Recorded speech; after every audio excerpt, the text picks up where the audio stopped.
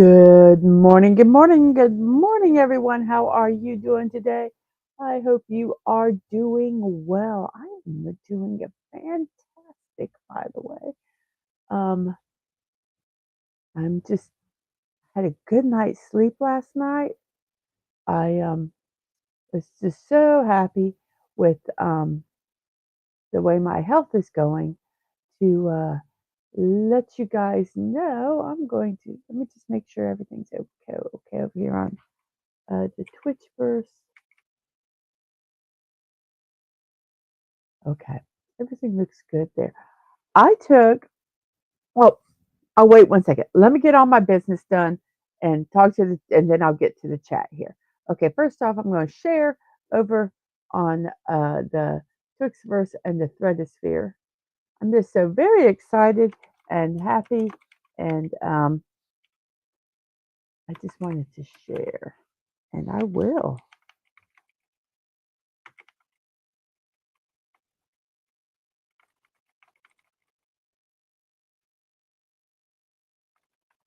Um, Typing away. See, I use a mechanical keyboard so that when I'm not talking, you guys know I'm doing something. Not really. I just love the sound of the keyboard. Um, so let's get this done. Okay, so that is done. So, um, where do we need to go here? We have a poll because today is National Sundae Day.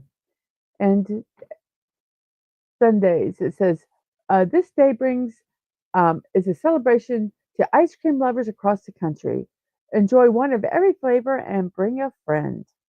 An ice cream sundae typically consists of 1 or 2 scoops of ice cream topped with syrup or sauce. The sundae is often topped with whipped cream, marciano, cherry, sprinkles, pineapple, or a variety of other toppings. So here's our poll today. I like this sundae topping best: hot fudge, caramel, strawberry, or pineapple. So that is our poll for today. I like this sundae topping best. So let's come over here and I'll say hi to the chat while I share. I'm so excited. Now, you guys all know that I've been dealing with my sugar levels and everything. I don't know if well, first off, I'm so excited. Okay. Sci-Fi Mommy, good morning to you and happy birthday, co-host Vic. Happy 18th birthday to you. Yeah, yes, and happy Veterans Day. Um, I know that different countries have celebrate this day where they honor their servicemen and women. Um, but this is today in the United States. But whatever country you're in, thank those service members who help protect your country. So yes, happy Veterans Day. We have Snorterpoopus Cooper saying hello, humans and other critters. Hello to you, Snorterpoopus. We have hellos and happy birthdays. And he thanks Snorterpoopus very much for the birthday greetings. We have Sashi. Greetings to you, Sashi. Um, good evening. I hope your evening is doing well. Sashi says, hi, Snorterpoopus and Sci-Fi. Also, happy birthday to Vic from me. He can now claim he got birthday wishes internationally and from a bear. Actually, yes. Um, so we have a hellos and hellos. We have Fallout Dave. Hello to you. I hope your day is finding you well. And Diamond said there is only one answer: hot fudge. Dadman says, morning, Mrs. Love you. Have a great stream making breakfast and bacon. Hey, if you have any grits, make one extra serving of grits and bring it to me. That would be lovely. If not, let me know and I'll make some grits after the show. And Sci-Fi says, that's true, Sashi. He says, thank you. Well, here's my wonderful news. My wonderful news on Monday, November 11th, 2024, where we have already completed 316 days of the year, and there are 50 days remaining. That doesn't make sense because there's only 365 days, 364. That is wrong. Oh, it's defaulting to the old avatar on your laptop. Well, you can change that. Our thing today is when life gives you lemons, make lemon origami. Okay, here's the good news. Now, you guys know that I joke that I didn't know that there was an abnormal. I say that because of a young Frankenstein. There was not an abnormal um, reading for blood sugar. Well, there is, and I actually achieved it. And that was my blood sugar when I went to the doctor. Gosh, I can't remember when was it in. Let's see, today's December. December 4th is 3 months. So go backwards. December 4th, November 4th, October, the beginning of October. October, November. The begin in September, I think it is. September. October. I don't know. October 4th, maybe. Anyway, I went there and they did my blood sugar. And my blood sugar was, you guys, it was it was 360. That's That's bad.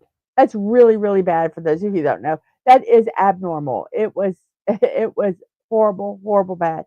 I will say that I had sweet and sour chicken the night before, so I'm sure that elevated it, but it was already elevated for it to reach those horrific numbers. Well, I did my sugar last night after I ate, and my sugar is now 100. It was 102. So I have, in less than 3 months, dropped my sugar from 360 to, yeah, that's high. Yes, he says that's high. But it's now in the 102. I did it this morning, so it was after a fast, and usually it's a little higher after a fast. It was 111. So my numbers have gotten into the normal normal range. So I'm very, very excited about that. And yay. So I just had to share that because like I say, it was crazy. And let's see. And Devin says, "Oh, hey, it's defaulting to the old avatar on your laptop. We'll change it." And a happy birthday to co-host Vic. And Paul Dave says, "That man, yeah, that's how that man looks before he said his breakfast and coffee." We have Connie Clary. Greetings, everyone. Greetings to you. I hope your Monday is doing well. A lot of people in the United States might have the day off. Um, some do, some don't. We have Miss Martin Muses. Hello to you. I hope you are doing well. Um, your aunt last year had blood sugar over 700. Yeah, that's like coma time. That's bad. I was on the road to that sci-fi, and so I have got it under control. When I started weighing myself, I know I weighed more, but when I started weighing myself, um, so that was is my reference. I've lost 14 pounds. I know I've lost. I knew I know I lost at least 6 pounds before that. Before I started weighing myself, at least. So officially, since I started weighing myself, I've lost 14 pounds. So yay! And we have a name we cannot pronounce. Yes, yay! I'm so glad you are here today. Um,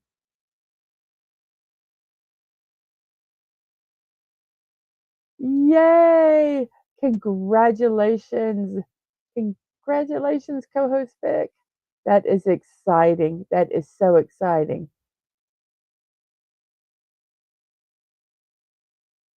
Uh, uh Somebody says you're doing a great job. I know I have insulin resistance. It's hard sometimes, especially when there are birthday brownies around the house. Oh, and Sashi says, I have had low blood sugar for a long time, and that is just as dangerous as having high blood sugar. People think, oh, yeah, that's great. No, no. no, that can be just as dangerous. So you have to keep sweets or food around just in case. Yeah, it's those the extremes that can be really, really bad. Well, I took and I shared this. I went to a barbecue restaurant and we when I just went by myself, but when we go, me and Dad man go, we sit up at the bar area. It's right by where the pit is, where they're cooking, and we kind of talk to the people who are preparing the food right there, and it's just nice. I like it there. So I went there to eat by myself, and there was just one guy there. Usually there's two. There's one person kind of doing the salads and cooking the bread and getting the stuff over to the sides place of people. And oh, he was just making toast galore. They must have had a lot of orders, and it smelled the bread, the garlic bread, and they put it in this toaster thing, and it's like a little conveyor belt thing. It's really cool. And then they take it out, and then they smother garlic butter on it, and it just smells so good. And um, I cut um, carbs. I cut all bread, all rice, and all pasta from my diet, and I think that's what has helped because I love carbs. I love bread, I love pasta, and I love rice. And I would have rice every day. And I would have, and I'm not saying you can't, but I would have too much. I just ate too much. Um, so I was there, and the bread smelled so good, and I went, "Oh my gosh, that bread just smells delicious." And he just kind of looked at me, and he kept working because he was real busy. And I didn't even know if he really heard me, but I more was like kind of talking to myself. Um, so I ordered my turkey salad, which was delicious, and he puts the turkey on top of it, and he hands me the plate, and he goes, "Oh, I forgot something," and he gave me 2 pieces of garlic bread, which do not come with the meal, and I went, "Oh my gosh," and I haven't had bread for 2 months, and I went, "Oh, good." I ate both pieces, and they were delicious, and it didn't mess my sugar up that bad. So I'm going to start in moderation, bringing some of that stuff back. Instead of white rice, I'll probably do a combo of brown and white rice because I'm not really a big brown rice fan, but I'll kind of combine them to help and things like that. But yeah, I'm just really excited, and I love this because yes, I felt that life had given me some lemons and that, but I'm doing okay. I'm doing good actually. It's not a struggle. I thought it would be a struggle. I'm not missing those those food things at all. Sashi said, I also had low blood sugar when I was younger, but working in retail solved that. It was impossible to get a proper reading with those home test units. Oh, goodness. Oh, goodness. So, anyway, make a lemon origami if life gives you lemons. Uh, let's And where am I at? Oh, I'm looking at the poll. Let's see how. Oh, very interesting. Hot fudge and caramel are tied for first with 6 votes. Um, and I, whoops, nope, it just went. Hot fudge just went ahead for 7. Oh, yes, I agree. Oh, I forgot to like myself. Okay, there, I have liked myself. We have 11 people watching. Thank you for that so much. And we have 6 likes. I appreciate that. Let's do that. And okie dokie. So, and hello, Phantom Outsider. How are you? And let's see. Yes, garlic bread is my favorite snack. Others make a slice or two. I make a loaf. I could eat anything like that. Garlic bread. Um, yes, I agree with you. I love bread. If not, I love fresh baked bread. I love biscuits. I love. Why not hot fudge and caramel? Well, you only can only pick one. That's why. I hope you're doing well today, Phantom. And we have a stunning. Why are we celebrating Sundays on Monday? Because it's National Sunday Day. Because we like doing things weird. That's why, stunning. So let's talk about some stuff here. Tonight at 9 p.m., Dadman, MC Wally, and JD Kirk are going to talk about the Jags and Lions, who are facing off next week, I think. But they're going to be talking about those teams today, and what they think the outcome's going to be and all that. So, I mean, tonight, and that will be at 9 p.m. on Dadman's channel, which is DadmanWalking55, YouTube and Twitch. There isn't a G, it's not he. So there we go. And tomorrow, him and Daisy Blossom are going to talk about Independence Day resurgence. I was watching the movie and it started to annoy me. I kind of got in the middle of it and I'm like, okay, I was getting anxious. Sometimes movies like that make me anxious. And let's see what else we have here. Friday nights, and Dad Man does a late night with Dad Man. He is starting that again. So yay! And his college football scoreboard is Saturdays at 8. Ooh, and that's all on Dad Man's channel. Sunday, 6 p.m. He's going to be talking turkey with R.M. Briggs. They're going to be talking Canadian Thanksgiving, American Thanksgiving, and whatever else in between there. So, yes, that is next Sunday at 6 p.m. Tomorrow at 1 p.m., I'm going to be building the elk. He looks kind of cool. I don't think it's going to be that difficult. I don't know if I'm just getting more adept at building these or they're getting easier. But yeah, I don't know. I'm enjoying them. I'm almost run out of them. So tomorrow at 1 p.m. is the mini building blocks elk. Thursdays at 5, I put her around in the Lego Fortnite. I haven't been on my Lego Fortnite for a couple days. I need to go see how my peoples are doing. But yes, I built an entire village of the spooky Halloween stuff that they had. So I'm hoping that at Christmas time they have a whole Christmas theme set. So I can go to the Frostlands and build a winter wonderland. I'm hoping they do. I am so hoping they do. We are starting off first with memes, everybody. I am smashing it up today. We are doing stuff so different. So, yes, yes, yes, because there are some people here that don't always see the memes. And so I thought I would do them first today. And it is the reason we are doing origami today is it's World Origami Day. And from days of the year, it says many people aren't aware of the fact that a particular special day is about to be celebrated. In fact, it is an especially important one for all those paper folding fanatics out there.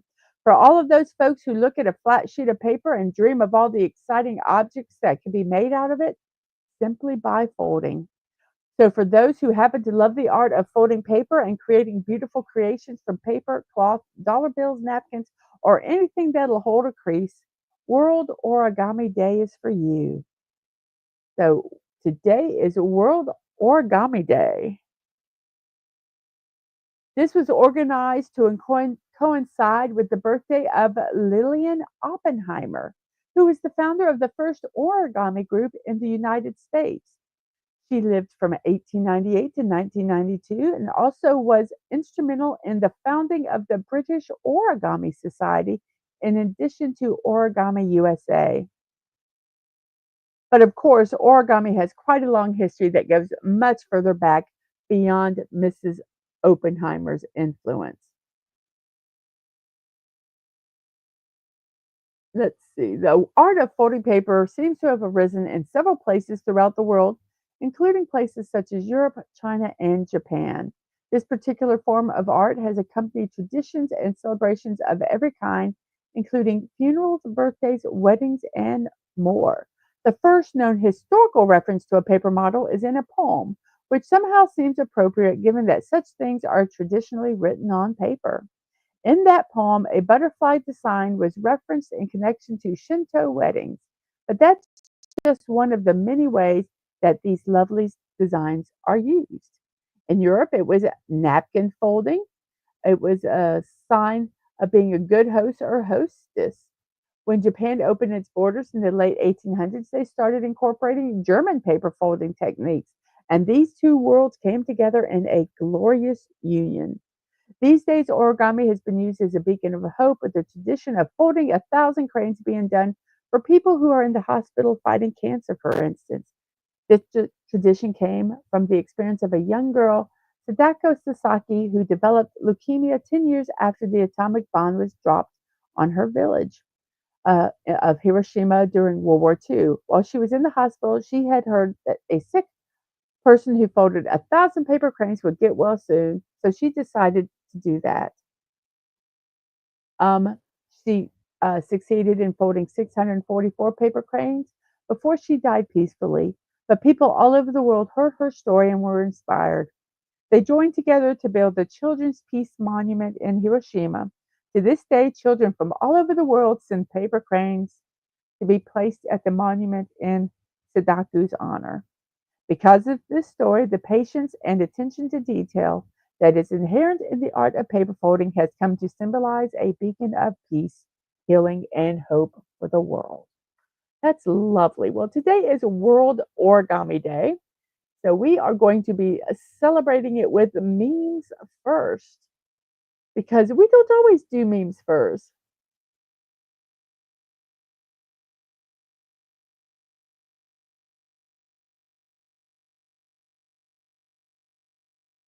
And let's see. Let me find some of these. Okay, here we go. We have a bunch of hellos. Just wanted to make sure I don't think I missed anybody. If I did, say hello again so I can see you. Um, and Phantom Outsider said didn't need to call in today as it's a holiday, so maybe I got a HR doctor date tomorrow. Who knows? I know. I hope you do. And the Dadman is deciding on the coffee now, Dave. Maybe tea, but I'm keeping an eye out for Snowderpoop's since I'm making bacon. And please be sure to hit that like button, folks. Folds. Oh, that's so funny. That's so appropriate since you mistyped it and it's World Origami Day. Thanks for being here today. And Sashi said, we used to have shadow plays with flat paper puppets called Wayang Kulit, but the art is slowly dying out.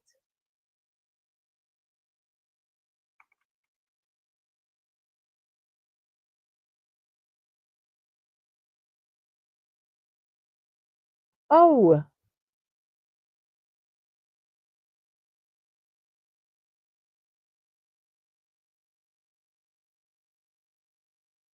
here is a picture of what he's talking about. These very intricate. Um, Let me try moving that over. Uh, Two-dimensional puppets that they would use to make shadows. That is an image of that.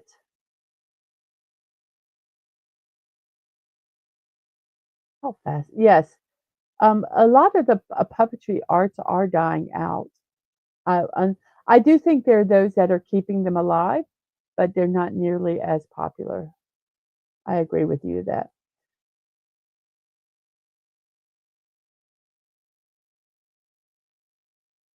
Oh my gosh, Phantom. He goes, when you said Mrs. Oppenheimer, I was like, wait, she learned origami so it wouldn't be lost before her husband. Oh my gosh. That's horrible. I know things like that pop into my mind. And yes, happy Remembrance Day in um, Canada.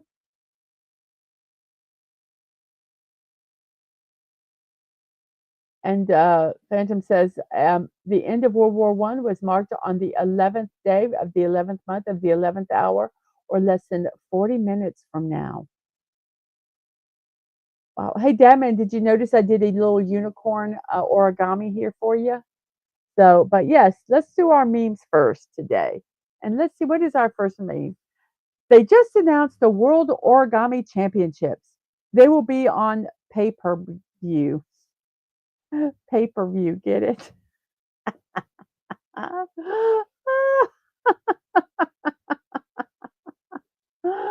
Oh, oh my goodness, that's so funny. Oh, let me turn the fan down a little bit.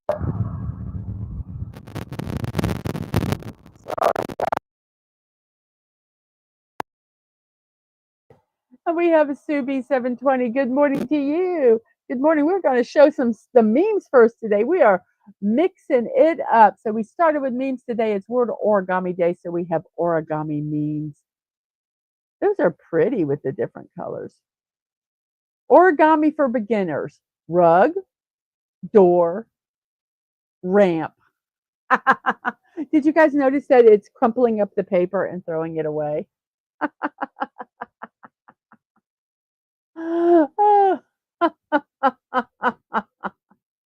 I love this one. I'm very proficient at these four. I actually did the origami cranes for Christmas one year to decorate our tree, and I did do a thousand of them, and they are in boxes on a shelf where I can see them every day. How to get your little brother to take your gum wrapper? Yes, make it like a crane. Here, could you throw this away? No, here. Oh, here, look. Oh, yay, it's a bird. Holding an origami crane. Hold, fold. Ta-da! Nailed it.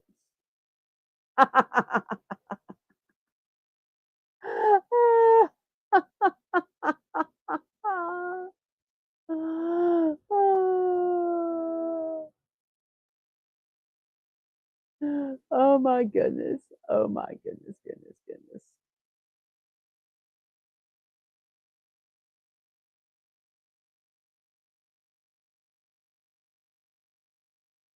Oh, I just think that one's so funny.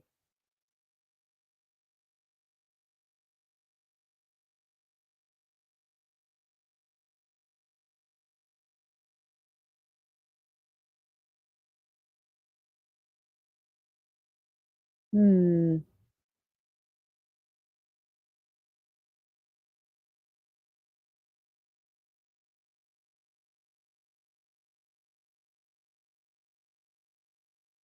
The origami Nazgul.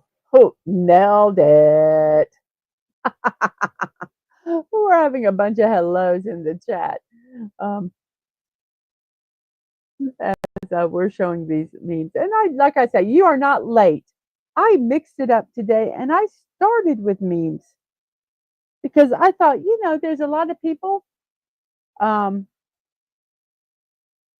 that have to leave early for various reasons, and they always miss the memes because I was always doing them last. Um, so I thought I would do them first today. And I'm going to start doing, I'm going to mix up the order I do stuff so that you never know what's going to be. You never know what's going to be first. Some days it'll be birthdays. Some days it'll be the puzzle. Some days it'll be the memes. Um, so that, like I say, not everybody can be here at the beginning, and some people can only be here at the end. So it kind of mixes it up what you see. Um, so Subi says, I can't pick a favorite topping, so get a banana split. Absolutely. You can get your chocolates, your caramel, and your pineapple. No, what is it? Chocolate, strawberry, and pineapple, I think, are the typical banana split toppings. Yes, that would be my Nazgul. Origami. This is how my origami always ends up. And thank you, Connie. That's right. There's nothing wrong with showing them first. Absolutely. Like I say, I'm just kind of trying to. There's, like I said, there are people that like Sashi is late at night, so he never gets to see the memes because he goes to bed. And so this way, hopefully, he might have an opportunity to see some of the little different stuff here. But yes, no, I can't say no. I'm not horrible at origami, but I don't do a lot of the fancy stuff. I haven't gotten into it as much as some people. I watch this one guy do origami, and his stuff is absolutely beautiful. He does these very intricate foldings, and he frames them and then sells them. They are just gorgeous. They're big. Um, just they're just amazing. It really is. Origami tutorials be like step one, do a valley fold. Step two, you have your creature.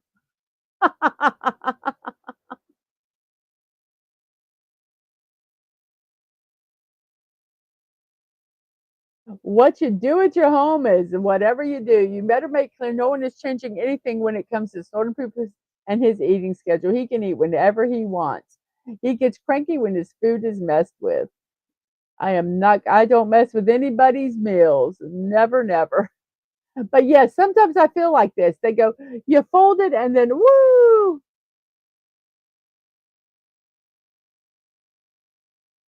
Uh, Sasha says, I never did origami, but I used to do paper craft. Canon has a website for it. Canon Creative Park. You choose a type and print it out. I have done paper folding like that. I have one year. I wanted to do well for my kid's birthday. One year, my youngest, we did Minecraft. Now this was before Minecraft had all the party stuff out that it does now. There was nothing Minecraft, and my kid wanted a Minecraft party. So I printed out all these characters. I printed Steve, um, the boxes, the bricks of gold and rubies, and all that stuff. I printed lots of them and lots of them, and I made them all and I use those for table centerpieces, different ones. I bought the little colored pebbles that you put in like plants and you know uh, stuff like that, like containers, and I use them for the gems, like the gemstones. Um, I like for the food table, I did a Minecraft pig because we had pork. I did a Minecraft chicken because we had chicken. I did, we did creeper juice that was green, so I made some creepers. We also did. I also made like a 6 foot Steve and a 4 foot creeper for people to um, pose by. But yeah, it was. And then one year I did an entire Christmas tree, like Dadman said, with paper craft. I like doing stuff like that. You still have the board cube I made decades ago. Easiest paper craft ever. Yes, Minecraft, in a sense, wasn't, it was time consuming, but since they were square, it wasn't that difficult. But yeah, I love those where you can print them and you fold them and then you have your thing, your whatever it is done. That's really fun to do. We have a Richmond Auto Exchange. Mallory, good morning to you. Good morning. I hope you are doing well today. You are not late. I am doing the memes early, just so that you don't panic. Hey, what you doing? Oh, hey, just folding an origami dragon. Whoa, cool. Can I join? Yeah, sure. Just follow after me. Fold the two edges into a triangle like this, right? And then take the edge of the triangles and pull it outwards a little bit. Uh-huh. Oh, and it's done. Wait, what? Uh, yes. This is how sometimes I feel with the tutorials. It's like, no, no, no, no, no. Um, let's make it um a little more detailed here. Judge me by my number of folds, do you?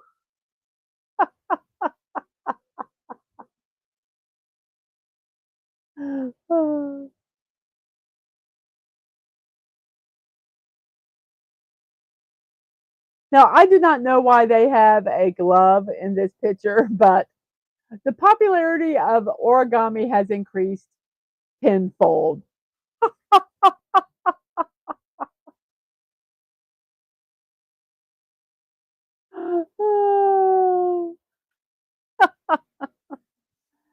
Oh, it was so much fun to do. I love doing stuff like that. I'm actually been thinking maybe I'll put a Christmas tree up, and I'll have to start making some decorations because every year I have different decorations on the tree, and I always make them, and 9 times out of the 10, I just throw them away because we don't have space to store ornaments, and, I make them. Now I'm not gonna resell them. So, I was sorry, this seems weird, but I've been saving paper towel rolls, thinking of maybe making, you can make some really cool ornament looking things with paper towel rolls. So that's what I might do this year. Maybe I'll do a stream while I'm making them. We'll see. Um, so I hope the inventor of the glued together shoebox never saw this. I don't understand why they have to use glue. This is just so I love and I do. I Some people hate folding the boxes and stuff.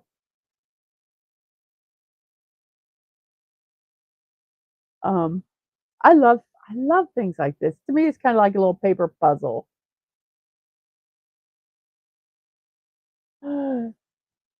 And Phantom says, seems like a lot of work. I just invite Soda Poopers over and let him eat all the guests. Here's your Minecraft. Hello, nom nom nom. Oh, okay. Actually, Snorter Poopers tried origami, but his mama bird told him not to play with his food.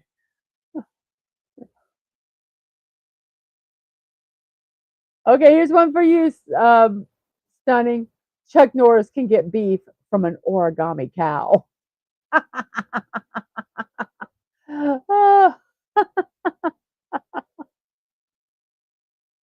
Oh, oh my gosh, that's too funny. I saw that one. And I had to make a special category in my Discord just for Chuck Norris. Chuck Norris memes. Why was the origami master terrible at poker? Because he always folded. And Stunning appreciated the Chuck Norris meme. Oh.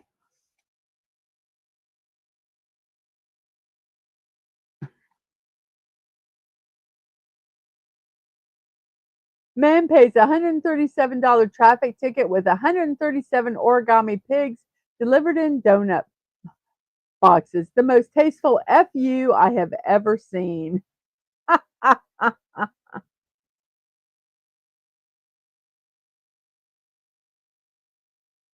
Oh, there's other things you can glue besides boxes. The people that make the glue need to work too. Oh, I love this. That is just that's funny.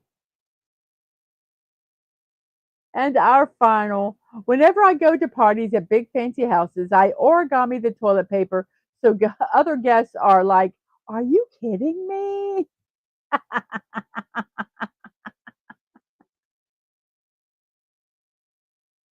What pretentious people. And they didn't even do it.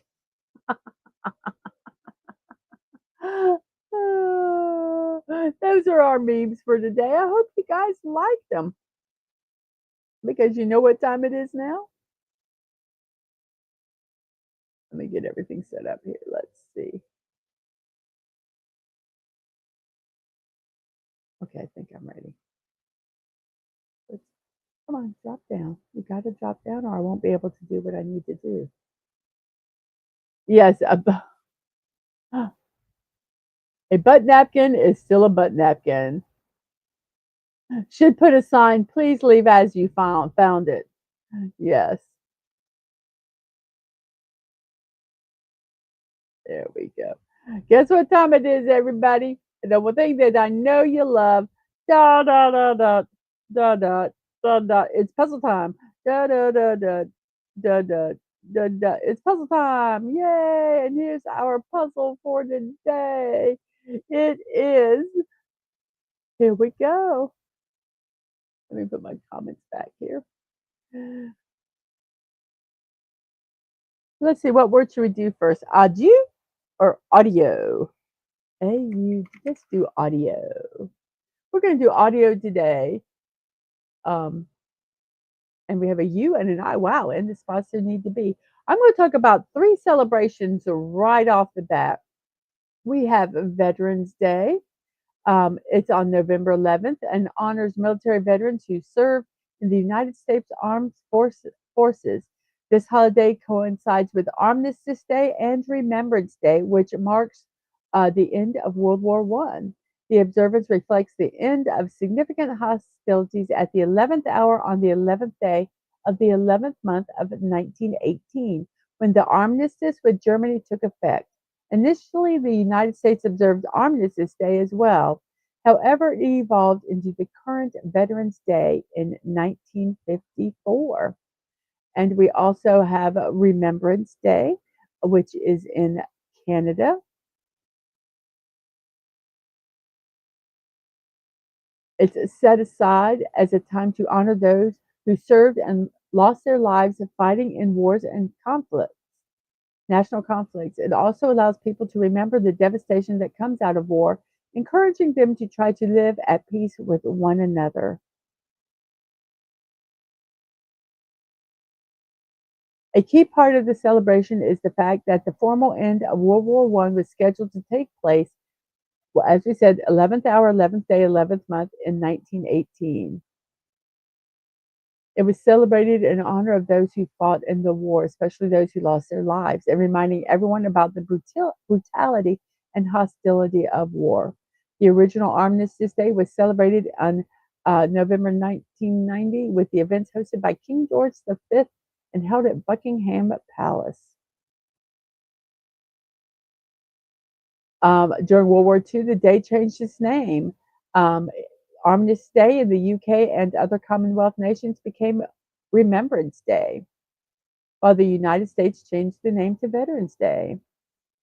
And we have the French Armistice Day, which is in France, is once again commemorating the signing of the armistice between Germany and the Allies that led to the ceasefire and finally put an end to World War I in 1918. It is a time of happiness that commemorates the end of the war, but at the same time, the day is observed in honor of the veterans who lost their lives for their country, known as Jour d'Armistice in French. A 1 minute silence in remembrance of the fallen is held at 11 a.m. with military parades organized across the country for the rest of the day.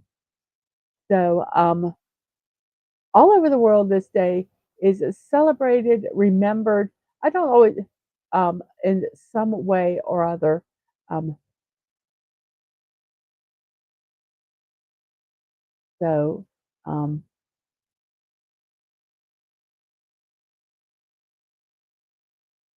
don't forget it. We don't want to forget um, the horrors of war.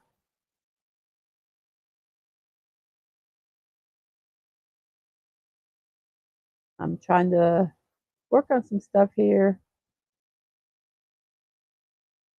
Here we go. No, get out. So we have pupil or tulip or can't be butts. Can't be butts, but then we have lupus, Lupis. Let's try that one first. We're just going, oh, it can't be lupus. For I don't know why, but it said it can't. Oh, it's not a word. So we have, let's try pupil. It's not pupil. Let's try tulip. Can't be tulip. There's no L. Um, oh, jellyby. Let's look that up.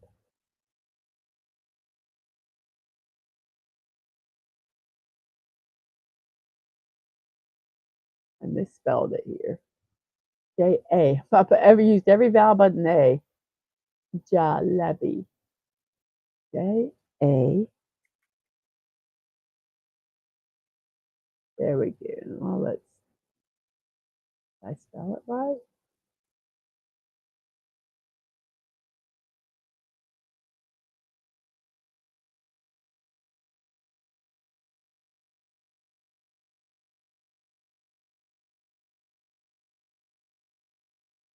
Oh, yum. Okay, let's find a picture and let's post it because it looks really good.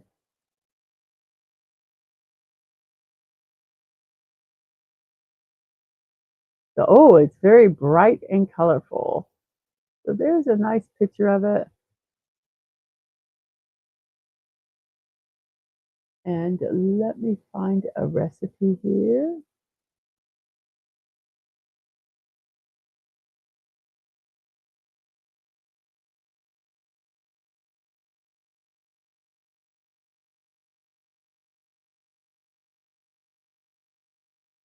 Okay, let's, you know where we need to post this.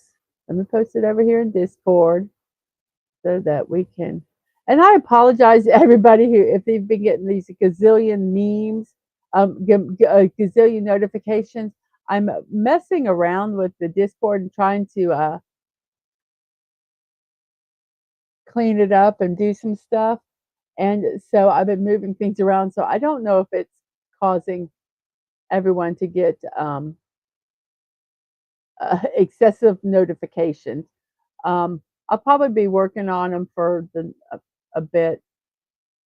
So um, if they start getting annoying, turn them off for 24 hours, and hopefully I'll be done.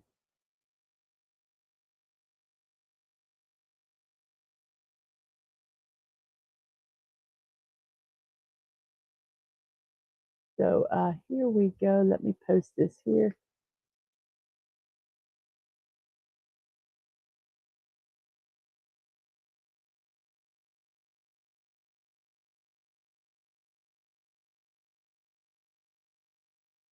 So here we go. Here is that snack right there, jalebi, and it says that it is a warm, crispy, delicious treat. It can be best described as funnel cake. That's what I thought. It kind of looks like a funnel cake. In my hometown, jalebi was served for the breakfast treat like pancakes. Um, they're mostly eaten by themselves, but sometimes we soak them in warm milk, and that tastes delicious. And this is from Man- Manayula's Kitchen .com. Manjul, wait, manjulaskitchen.com. It's in the chat. The batter is flour, yeast, oil, sugar, and water. And then for the syrup, sugar, water, cardamom, saffron, and lemon juice and oil. So basically, you make the batter, you heat the oil, and then you um, pipe with like a pipe. You put the batter in a piping bag, and then you make little swirly things. You can also use an empty like squeeze bottle that has a lid on it too. But that is what they look like. And here's a picture of one where you can kind of see. And in America, we have a thing called funnel cake, and that's kind of exactly what that looks like.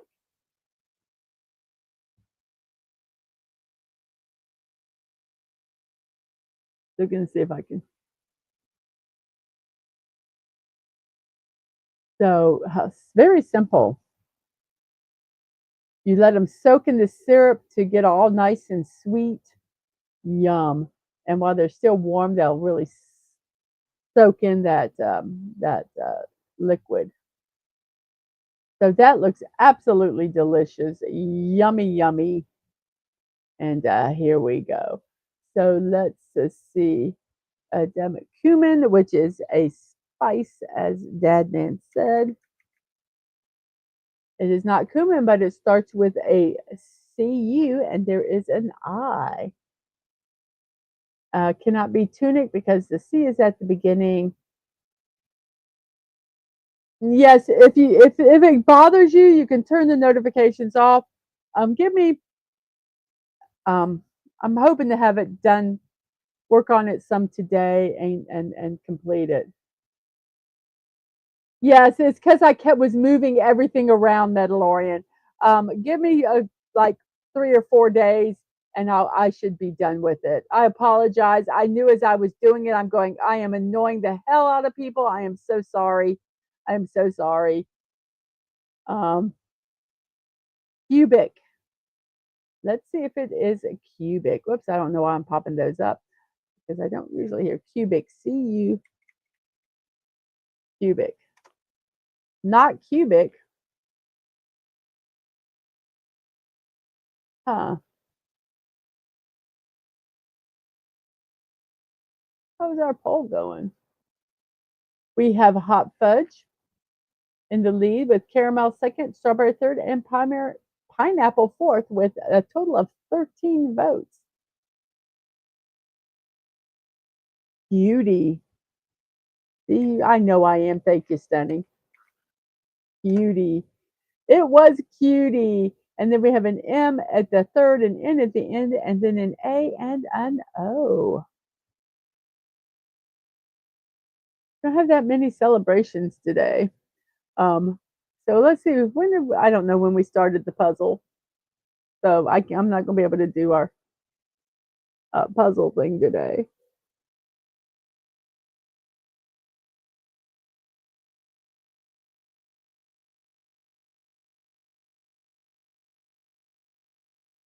So let's see.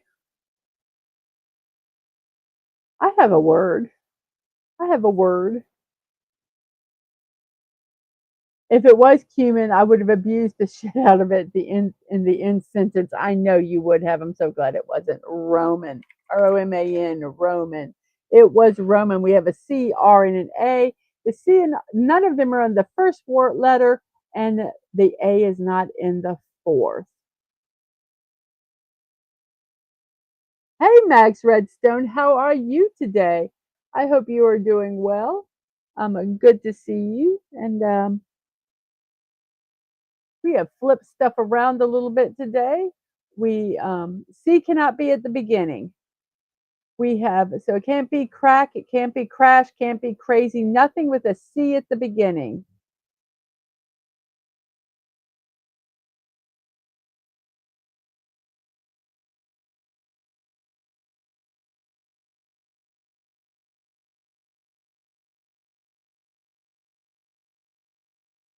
Max Redstone.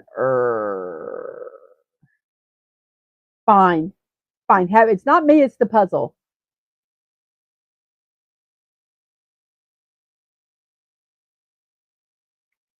About frack. R can't be at the beginning either. Now there's an F in here too. What the hell is this word? And none of those letters can be at the beginning. The R is not in the second. Oh, I know what this word is.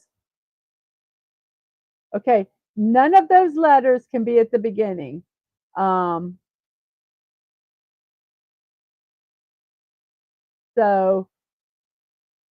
the C, F, and the R need to be in the second, third, and fourth. Second, fourth, and fifth, I mean.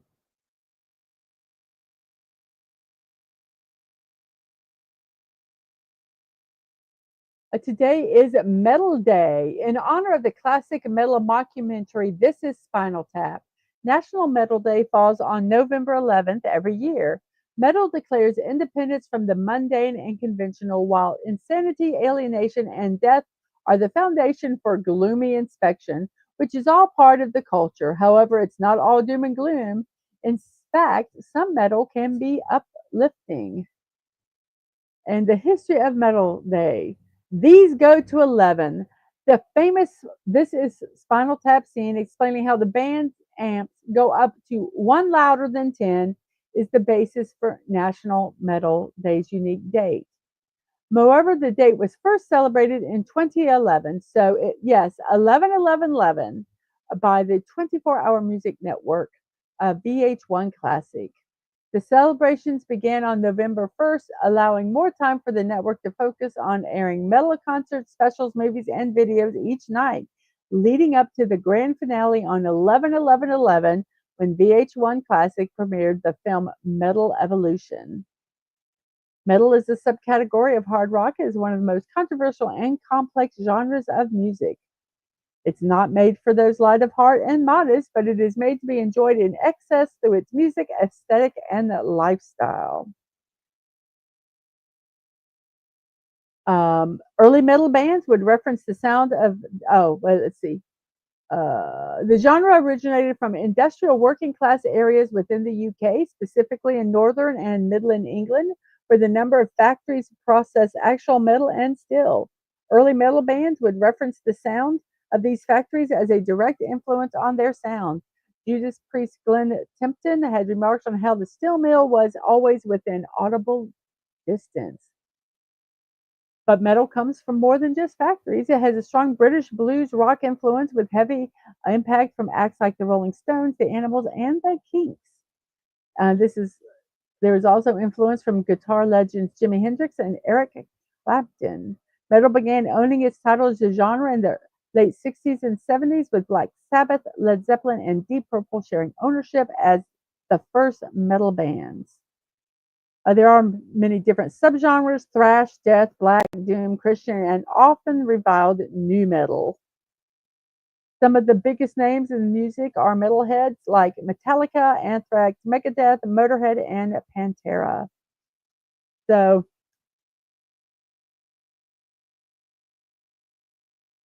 happy Metal Day. I know you do, Lauren. That's why I'm like, I'm going to have to do this day in case you have to leave. Um, Goodbye, Sasha. You have a wonderful, wonderful evening. I will see you tomorrow. I hope you have a wonderful night. And we have a scarf, and then we have an R in the first, P in the third, and then there is an E and an L. So we have Metallorian, Fallout Dave, and Stunning all saying scarf. And um, and like I said, Rich Metallorian said he loves metal. I know you do. I was so excited. I was hoping you'd be here because it was Metal Day today. Um, and follow Dave, death metal, metalcore too. Yes, there's so many different kinds of subgenres. So REPEL, and let's see, it cannot be repel. Oh, because the E cannot be at the end.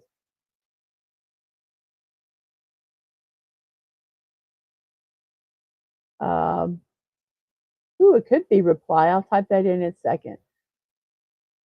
And Max asked Snortopoopas if he's ever fought a shark.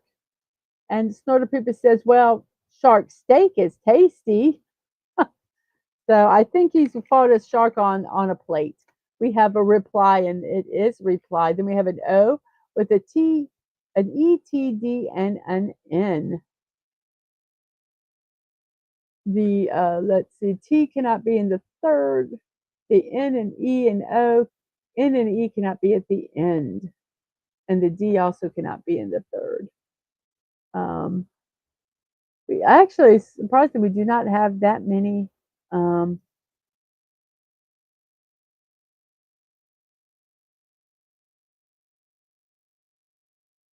any celebrations today.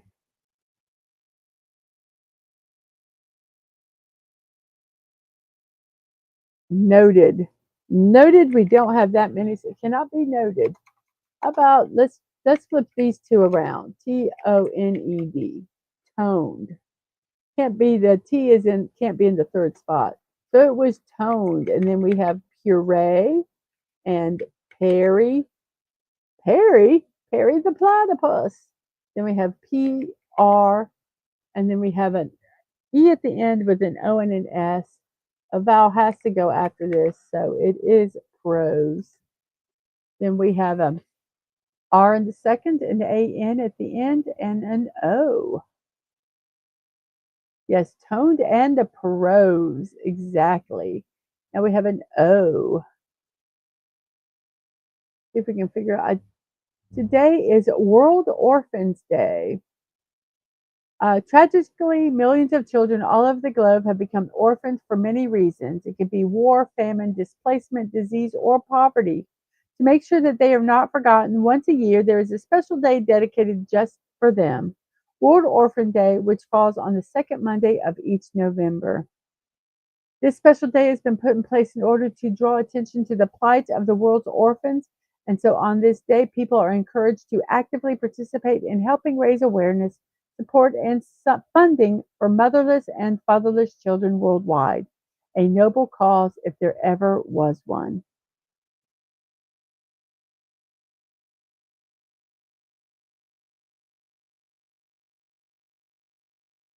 World Orphans Day.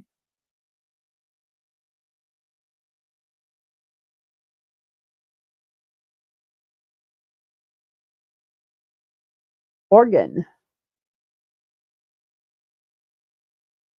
Can't be Horan because there has to be an R in the second.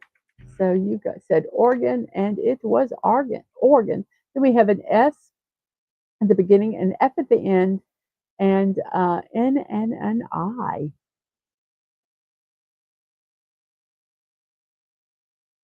It is a Pocky Day. If you guys don't know what Pocky is, it is a snack. It's a slightly sweet biscuit and a coating of easily snackable flavored icing. To gather and show their appreciation for the treat, Pocky is one of the most popular treats in Japan. Is even served in bars alongside a glass of ice water. It's a breadstick coated in chocolate and served in boxes. There's actually tons of flavors now of Pocky.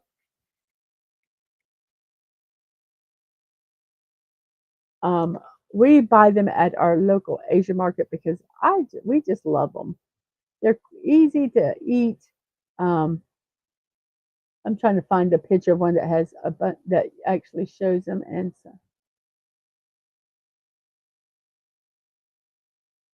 so here's a picture of Pocky.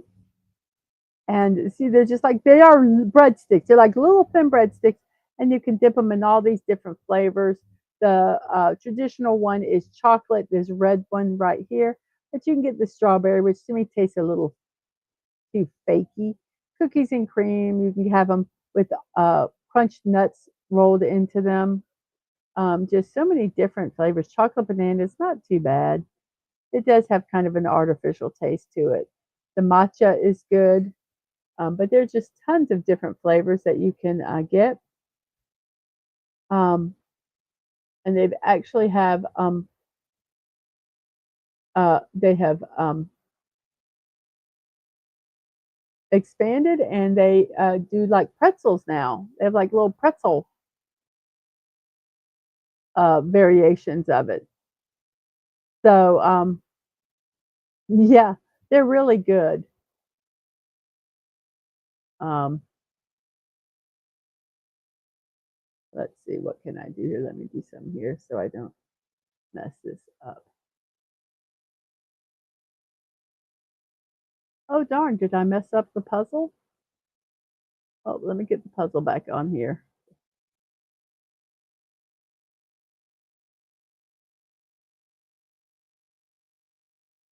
I accidentally deleted the puzzle. Hop. So here we are with the puzzle back. I'm glad they keep progress. So we have sniff.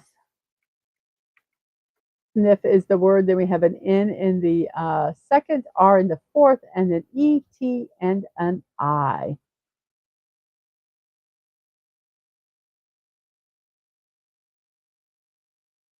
I think they're fun snacks because I like kind of, I do this with like pretzels or things like that. It's like I take them at the end and I like, no, no, no, no, no. I like how like a beaver like eats wood. No, no, no, no. I like eat it down like that. I'm a little weird. Okay, what can I say? What can I say? Inert, inert. INERT, inert. And then we have an ERE at the end, and we don't have any other letters. Yes, jinx. We always say pinch poke, you owe me a Coke. Yes, we always resorted to violence. We would pinch, poke, hit, whatever. So, where? I agree with you. Where? Then we have an R at the beginning, a G in the middle, and then there's an O and an I. The O cannot be in the second or fifth, so the O has to be in the fourth, and the I obviously is not in the fourth because the O is there. It is a data governance day. As unethical practices and data breaches are becoming more and more common, it puts personal and organizational information at risk in a myriad of ways. Data Governance Day is here to serve as a helpful reminder of the strong practices and legal standards that are necessary to make today's data centric world a safer place for everyone. So that's from, oh, and I get my websites from days of my celebrations from days of the year, National Today, and National Day calendar.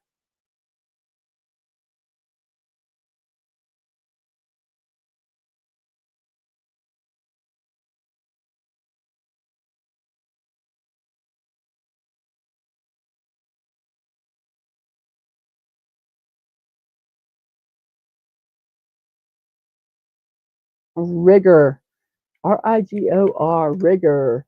And then we have EL at the end with an A and an H. The A has to be in the second spot here because you see the A cannot be there or there because it's yellow. So it's blank A, blank EL.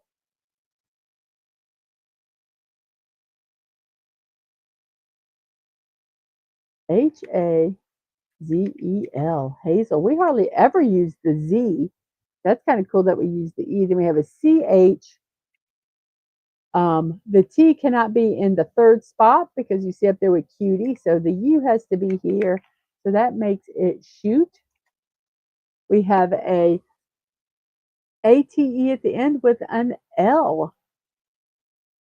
And our last celebration is a Singles Day. Singles Day is celebrated on November 11th. It is a Chinese commercial holiday that helps single people show their pride in being single. It started um, It was started by solo students at China's Nanjing University. They chose it November 11th because 1111 looks like a group of sticks to celebrate rather than the mint being partnerless. It quickly grew into a fun, unofficial holiday in which single people across China treat themselves to nice dinners and splurge on goods they wouldn't otherwise buy for themselves. From those humble roots, Single Day has become the single most lucrative online shopping holiday in the world, with sales reaching 25 billion in 2017, which easily surpassed Black Friday and Cyber Monday combined. Which Black Friday is the Friday after Thanksgiving, um, and Cyber Monday is the Monday after Thanksgiving. Stores offer discounts for singles and all these other cool things. Um, so it's kind of was like an anti Valentine's Day celebration of singledom. Um,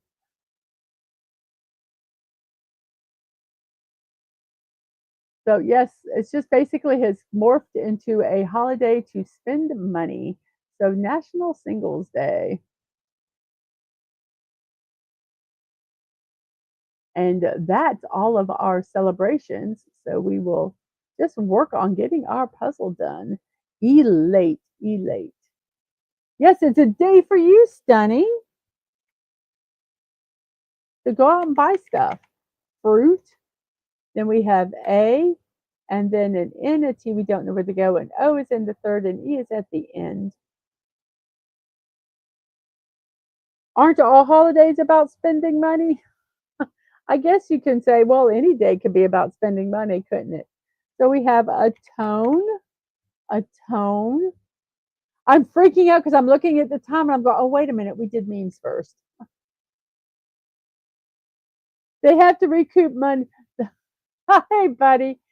Paul Dave says, aren't all holidays about spending money? And I hope you are doing well today, buddy. And he says, they have to recoup the money not spent on Valentine's Day. LOL. Yes.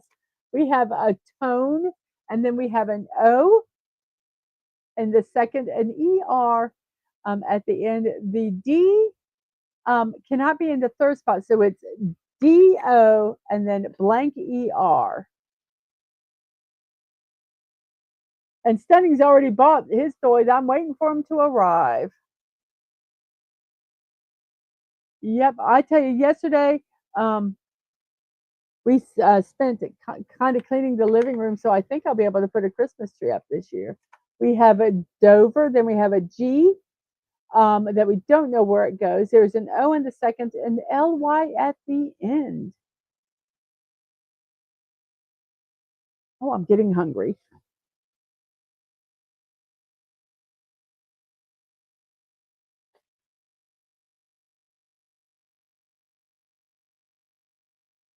Golly. Golly, says Phantom Outsider, and I think you are correct. We have golly, we had voted, we have an F, an I, then we have a Y at the end with an S and an H. Well, SH usually goes that way. So we have a fishy.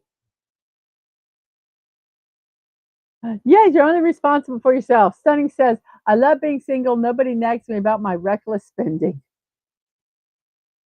I get you. I get you. So we have an H. Whoops. Let's do this correctly. HARS. And then what? Yes, that seems fishy to me. I don't think it's the right word. I think they're just trolling us. So we have HARS and harsh, says Stunning, and dared and eater and beach, which is a tree. It's you beach. No, it's a tree, everybody. We have a graft. We have a wimpy. Oh, excuse me. We have cheek. We have stole. And we have swish. And we have a dough. And those are all our that's why you're buying all your toys now before you get hitched. That's not a bad thing to do. Because then you get other responsibilities also. So we have completed the puzzle in 27 minutes. Well, let's see, 27 minutes, 19.45 seconds. So almost 27 minutes and 20 seconds. Boy, they're very, very exact on that. I think people do this as like a competition thing. Excuse me. So here we go. Let's look at our leaderboard. Let's see how we're doing here. So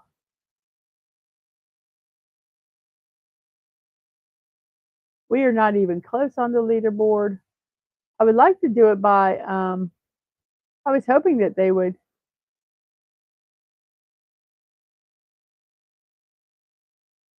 Oh, this is, so we're pretty much smack in the middle, I think. I was hoping it kind of showed us, but it doesn't. So that kind of stinks. Oh, well. Here's the results again. We have cutie, Roman scarf, reply, toned, puree, Perry, prose, organ sniff, inert wear, rigor, hazel, shoot, elate, fruit, atone, Dover, golly, voted, fishy, harsh, dared, eater, beach, graft, wimpy, cheek, stole, swish, dough.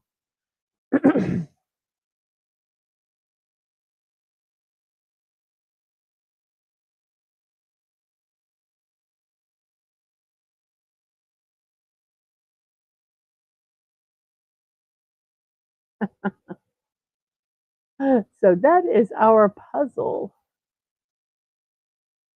of this for today.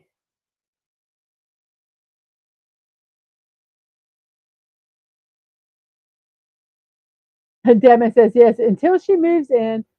See, Sun goes. That's why I'm buying all my toys now before I get hitched.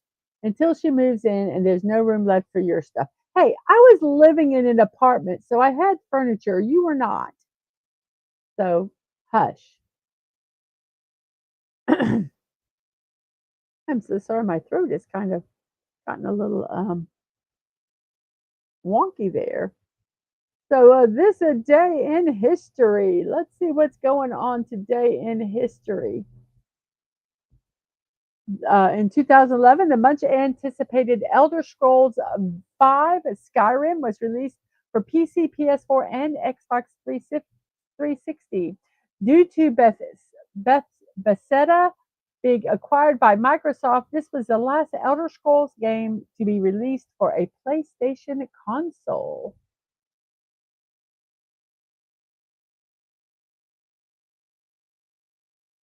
But he says, I think it's easier to not buy a bunch of stuff now than watch her tell you what you're getting rid of later. You know, that would be kind of sucky because, you know, everybody has their lives. You have to learn to merge them together. And and you just deal.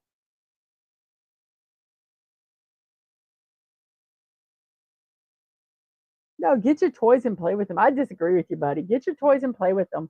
Have fun. Get whatever you do. Then find somebody that supports you in that. And you support, and conversely, you support your partner in their hobbies and stuff also. I think it's a two-way street. Um, Devin said, and he did. I just needed a TV mattress and clothes drawer. That was it. Yep.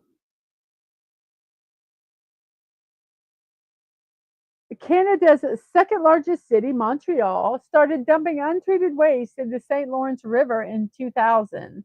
The city said it was necessary to dump untreated waste into the river for up to a week while essential sewage works were happening in the town. Many environmentalists at the time raised their concerns. However, the city responded by saying that if repairs were not taken care of, it would result in even worse environmental issues down the line with raw sewage. So that was in the 2000. In 1966, NASA launched the Gemini program's 10th and final crew spacecraft, Gemini 12. Means be ready to go to the craft store when she wants, or to buy whatever appliance or anything that she would like if she's a cook or whatever. Stunning. A wimpy Roman sniff, fishy prairie cheek. Sounds like the Paris Olympics and the sign scene. How do you say that? The Seine River? I never remember how to pronounce that. So let's see what else has happened here. Come on. In 1954, British writer J.R.R. Tolkien, famous for writing the Lord of the Rings fantasy novels, published his second volume of the series, The Two Towers. That was in 1954. In 1918, Poland became an independent country. The country claimed independence from Germany, Austro-Hungarian, and Russian empires. That was in 1918. And what else happened in 1918? After nearly 4.5 years of cataclysmic conflict, World War I ended. Over 68 million people lost their lives in just under half a decade, civilians and soldiers alike. Sane. I have such a hard time with that word. Yes, Huntsville. We need to organize the pics on that trip. It was very interesting. Yes, it was. Toys before hosts. Hey, I agree. I agree. Except mine would be Joe's. 1890, Daniel McCree patented the portable fire escape in the U.S. The device was designed to be placed near a window and in a building and allow people to descend safely outside.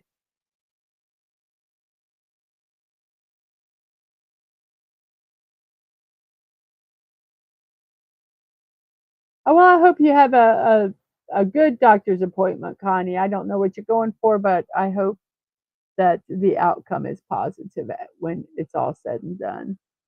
In 1887, the Manchester Ship Canal started its construction in Eastham, England. 1851, inventor Alan Clark was granted his patent for the telescope.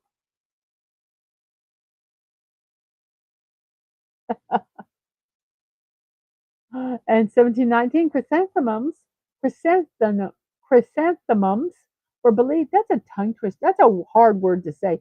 Chrysanthemums were believed to have been introduced from China to England.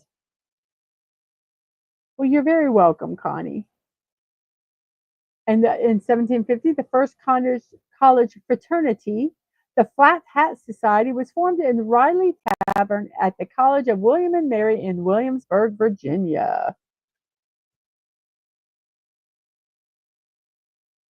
1765, German polymath Gottfried Wilhelm Leibniz demonstrated integral calculus for the first time. We have a Raymond Feliciano. Hello to you. I hope you are doing well. That is Raymond from King Dolphin TV. 1752, Danish astronomer Tycho Brahe witnessed the supernova SN 1572. He did not know it was a supernova at the time, as the current theories established that space was eternally unchangeable.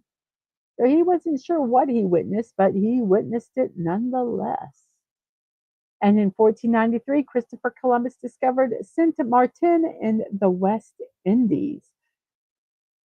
Those are our history facts today. And here's just another fun fact of the day.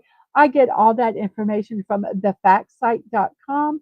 And here it is. In the 1940s, air conditioning became popular in movie theaters and was advertised as, quote, cool entertainment. So that is our day in history. We're, as those that just popped in, I am mixing things up. I did the memes first. I just am flipping everything around here, and we are going to be ending with our birthdays today. So we're just kind of flipping everything around here. And it is November 11th. Happy birthday. And as a sci-fi mommy said earlier, it is co-host Vic's 18th birthday today. Happy birthday again, co-host Vic. Everybody wish him a happy birthday. And I'm going to put the link in a little bit for the stream at noon for us. I'm assuming you're still doing a stream today. I didn't check. Let me look and make sure to wish him. Yes, there is going to be a stream so that you can go over there and wish Vic a happy birthday early. Well, during the show. So I'll put that link in a little bit. So happy birthday, co-host Vic. So let's go ahead and get these birthday celebrations going. Let's make sure we get the right page here. And co-host Vic shares a birthday with Leonardo DiCaprio. He's 50 years old today. Not Vic. He's 18. But Leonardo DiCaprio. We did the puzzle a little earlier. We just finished the puzzle.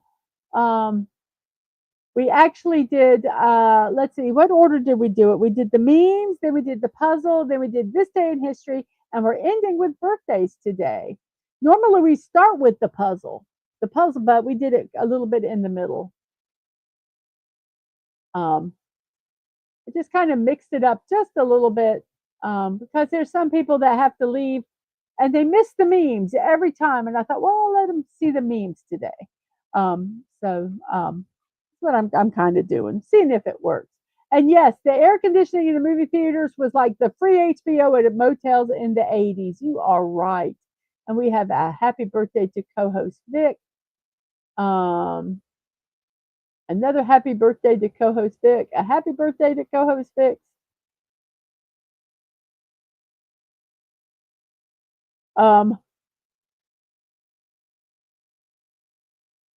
And Raymond says, Sandra says hi. She is listening while practicing. Well, hello to you. There were not too many celebrations, but it is Origami Day and Pocky Day. You are correct. So Leonardo DiCaprio is a renowned American actor and film producer known for his exceptional work in biographical and period films.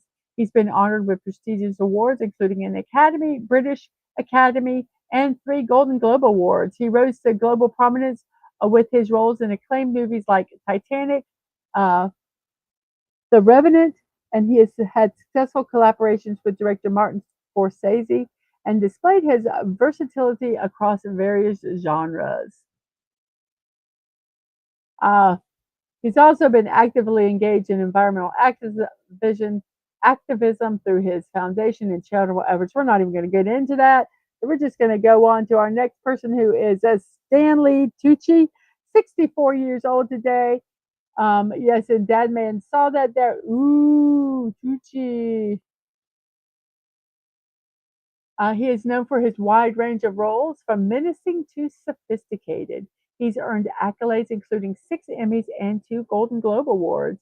He made his film debut in 1985 and has since appeared in various supporting roles in notable films.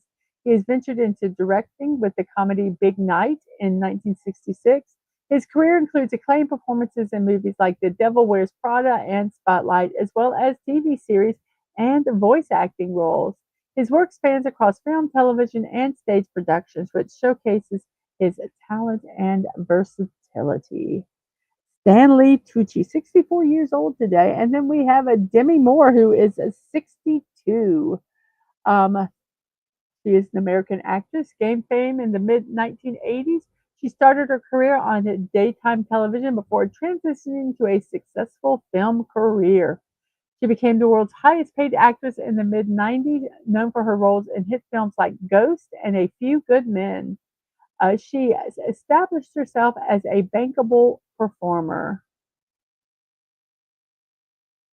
Although her career started a downturn in the late 90s, she continued to take on leading and supporting roles in both film and television. Stanley Tucci, yes, in The Hunger Games, he was colorful. Yes.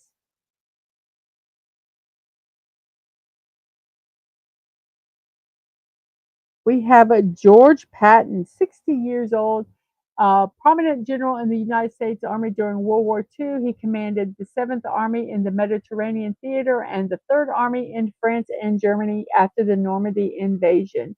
He played a key role in the development of armored warfare doctrine and the successful military campaigns in North Africa and Europe. He's known for his bold leadership and inspirational speeches. His aggressive tactics were both praised by his troops and criticized by some Allied commanders. Yes, Demi Moore is very supportive of her ex husband, Bruce Willis, during um, this time with his illness. Yes, she has. Absolutely. And Patton died at 60 years old. And then we have Kurt Vonnegut. Kurt Vonnegut is 84 years old when he passed away.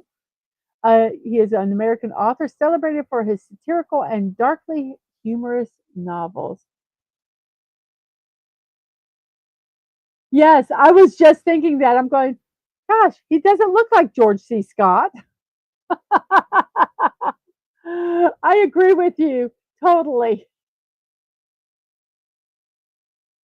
Kirk Vonnegut, a renowned American author, celebrated for his satirical and darkly humorous novels. He produced 14 novels, 3 short story collections, 5 plays, and 5 nonfiction works throughout his career, which spanned over 50 years. Yes, we have a lot of big name birthdays today. He gained recognition for his novel Slaughterhouse Five in 1969, which struck a chord with readers amidst the Vietnam War. He is known for his distinctive blend of dark humor and social commentary. His work has garnered both critical praise and widespread popularity. And yes, Diamonds is actually a lot of very big names with birthdays today. You are correct. And we have, and I can, Fyodor Dostoevsky, and I'm going to go over here with this. Um, he was a Russian novelist, short story writer, essay, and journalist. Numerous critics regard him as one of the greatest novelists in all of world literature, as many of his works are considered highly influential masterpieces. His works explore the human condition in the troubled political, social, and spiritual atmosphere of 19th century Russia and engage with a variety of philosophical and religious themes. His most acclaimed novels include Crime and Punishment, The Idiot, Demons, The Adolescents, and The Brothers Karamazov. His 1864 novella Notes from Underground is considered to be one of the first works of existentialist literature. Fyodor Dostoevsky, I hope I said that correctly, passed away at 59 years old.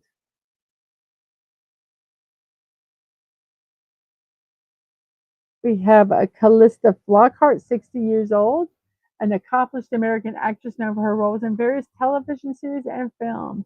She gained widespread recognition for her portrayal of the title character in the series Ally McBeal, which she received a Golden Globe Award. She continued to showcase her talent in shows like Brothers and Sisters and Supergirl. Additionally, she made appearances in films such as The Birdcage, A Midsummer's Night Dream, and Things You Can Just Tell by Looking at Her. So, Callista Flockhart, 60 years old. And this is over on the Twitch side. So, if you'd like to support me on my channel, I am not monetized on YouTube. You can go to and buy me a cup of coffee over at coffee.com, Mrs.DadmanWalking55. Um, and buy me a cup of coffee. Prices are going up on everything, including StreamYards, which I use to do this show every day. Can't find any better alternative, so we're going to have to go with the 100% increase. So if you guys would like to help me out and buy me a cup of coffee, you can. I think she is. I am not 100% sure. Um,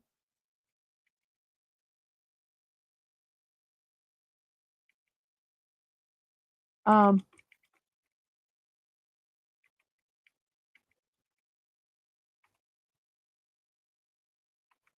sorry, I'm trying to get something typed up here real quick.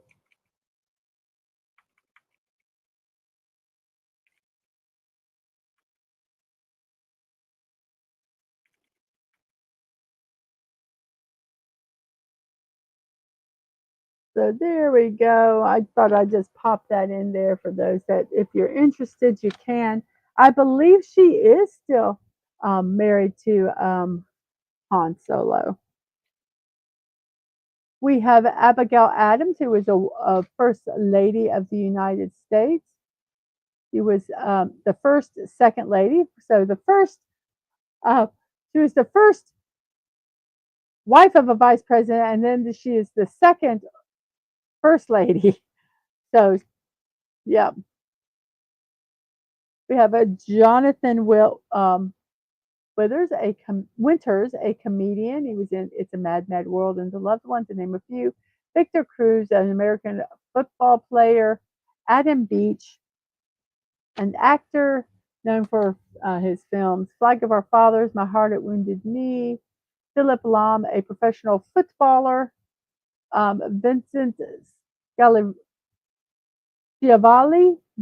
Schiavalli, passed away at 57 years old, was an American character actor known for his work on stage, screen, and television. He was diagnosed with Marfan syndrome in childhood, and he became a renowned figure in the industry, excelling in supportive roles.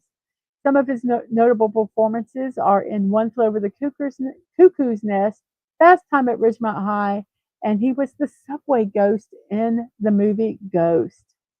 He also was the organ grinder in Batman Returns and Dr. Kaufman in Tomorrow Never Dies. So Vincent Schiavelli passed away at 57 years old.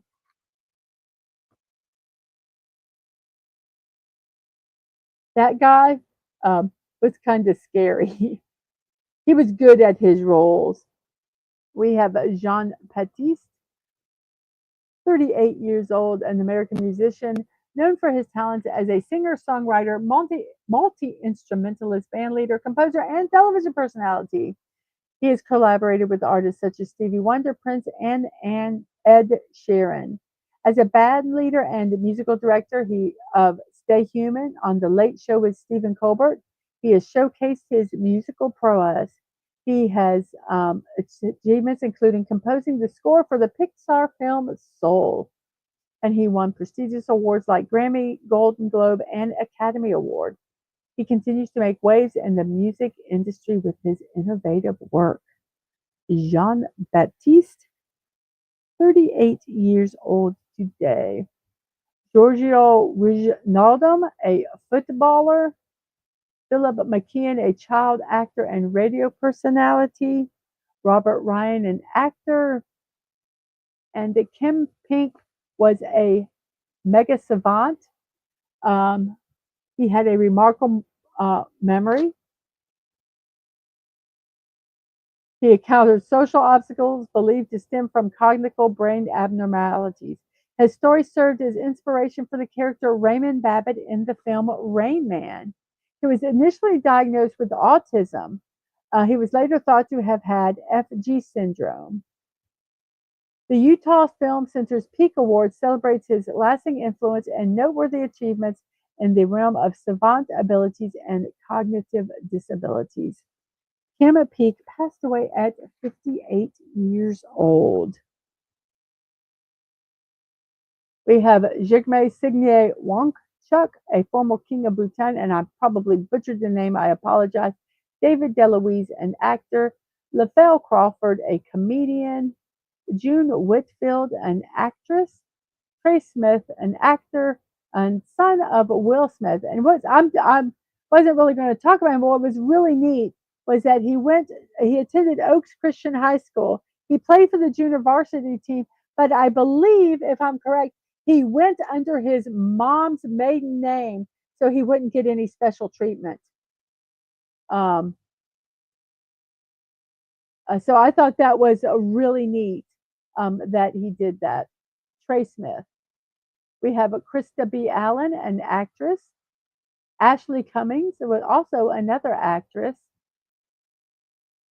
Susan Conner, another American actress. Ruth Kearney, actress, Irish actress. She was in the the TV show Primeval, which I really like that show. We have Lee Haney. Lee Haney is a former IFBB professional bodybuilder. And I'm going to go over to here so we can look at some of his stats. Okay. Okay, I'm going to read. Let me go. Let's see. He is an American former professional bodybuilder. He shares the all-time record for most Mr. Olympia titles with 8. He was the winner of the Mr. Olympia title for 8 consecutive years, which is highly regarded as among the greatest professional bodybuilders of all time. From 1999 to 2002, he served as chairman of the Presidential Council of Physical Fitness and Sports. In 2014, he was inducted into the International Sports Hall of Fame. I am going to pop something up here because I want you to look at this guy. A lot of times I do not think bodybuilders, I don't think they're attractive. I think they just got I just think it's just too much. But when you look, I just think that he just looks really good. Even with all the muscles. Even but so I just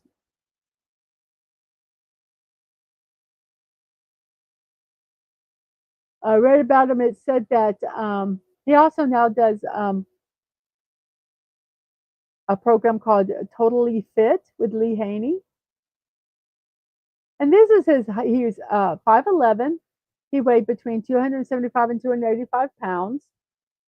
His competition weight was between 230 and 260 pounds. That's his off-season weight there. He's got a 56-inch chest or 142 centimeters, a 20-inch neck or 51 centimeter, 21-inch arm, 53 centimeters, 32.5-inch waist, which is 83 centimeters.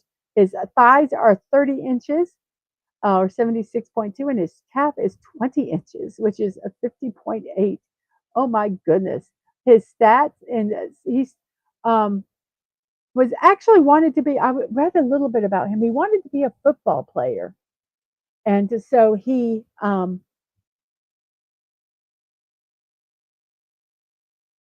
started off with that, and he got a leg injury. And because of that leg injury, he pivoted. Instead of just giving up, he pivoted and started doing bodybuilding, I think at the age of 12. And then he got, someone saw him, um, a trainer, and took him under his wings and trained him. So that's why he got a 1979 Teen Mr. America, uh, and Teen Mr. America Tall, first place in 82. The junior championship first, national heavyweight overall first, and then he started going into with the adult. I think at 18. So he had all these. Won second in the Grand Prix in '83, Grand Prix Vegas first, Sweden second, and Switzerland third. Night of Champions, he got first. Got his first national Mr. Olympia uh, title third in '83, and then the Pro Championships third, and then 84, 85, 86, 87, 88, 89, 90, and 91. 8 first place Mr. Olympias.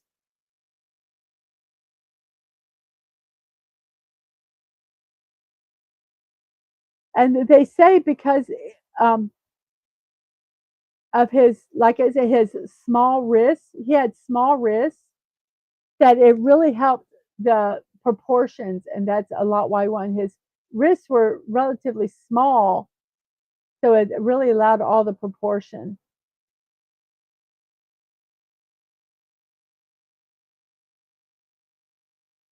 But anyway, I just thought that was fascinating. The big thing I thought was fascinating about it was that he um, he had a goal of being a football player, and then when that didn't work, he found something that that he could do, and he pivoted, and he never gave up. I thought that was really neat, and then he became Mr. Olympia for 8 years straight. I just think that's just so neat.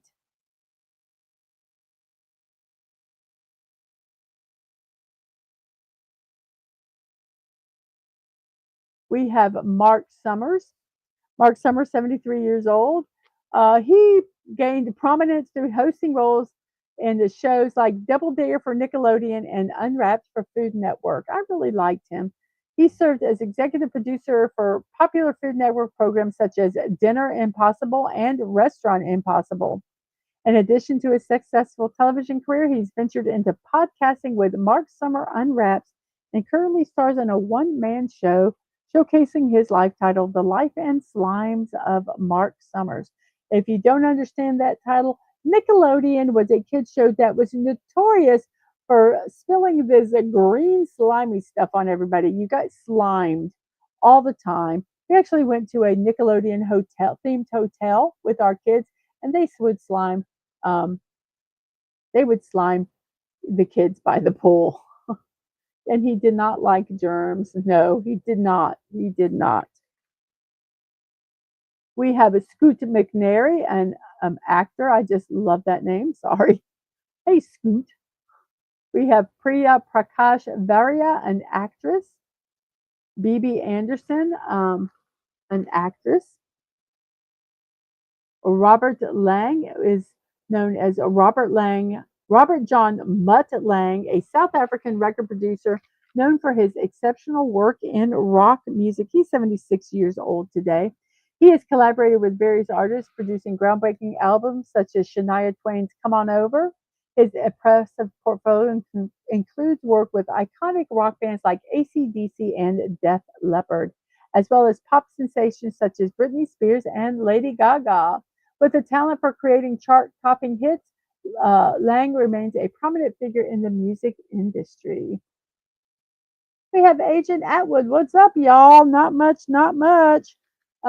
We flipped things up today and we're ending with birthdays. So you get to see some of the birthdays today. Usually you don't get to see them. We have a Susan Kelechi Watson, who is an actress, Rafael de la Fuente, which is an actor, singer, and film director, a Richard Dormer, who is an actor, who's in Game of Thrones, Cassius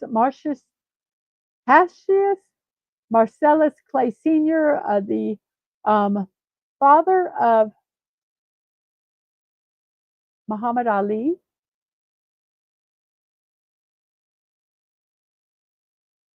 Paul Signac, a impressionist painter, Carlos Fuentes, a novelist, Henry the Fourth, a Holy Roman Emperor. Oh, Atwood, the reason Dadman has that avatar is he's on my laptop, and it and that's the avatar it gave. So that's why he is the crazy scary monster today. Excuse me. We have Cornelius Vanderbilt II, a businessman, Maud Adams, an actress who was known for her portrayal of Peter Pan on Broadway. We have Carson Kressley, a television personality, Victor Emmanuel III of Italy, a former king, and we have a Stubby K. Stubby K passed away at 79 years old. He was a versatile American actor, comedian, and vaudevillian and singer. He had a successful career on Broadway and in film musicals. He gained recognition for la la la la la.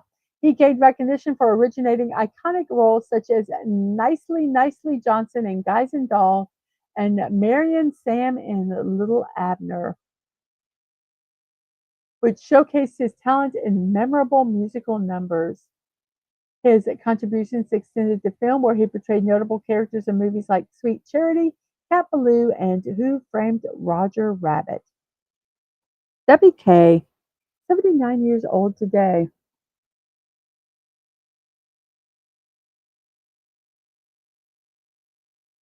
And Atwood says, "Hello, how's my favorite polar bear?" And Snowdriver says, "Okie dokie, but smelly. How are you?"